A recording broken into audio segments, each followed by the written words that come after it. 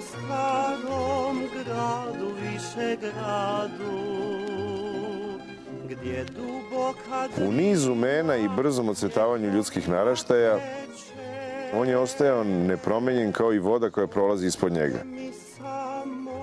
Stario je prirodno i on, ali na jednoj vremenskoj skali koja je mnogo šira ne samo od dužine ljudskog veka, nego i od trajanja čitavog niza naraštaja, toliko šira da se okom to starenje nije moglo ni primetiti. Njegov vek je, iako smrtan po sebi, ličio na večnost, jer mu je kraj bio nedogledan. To je odlomak iz čuvenog romana Na Drini Ćuprija, vjerojatno ste svi pogodili, našeg Nobelovca Ive Andrića. Zadužbina velikog vezira Mehmet Paše Sokolovića, odvedenog u Janjičare iz sela Sokolovići kod Rudog kao Bajica Sokolović, Višegradski most, izgrađen je u periodu od 1571. do 1577. godine na mjestu gdje je put povezivao Bosnu sa Carigradom.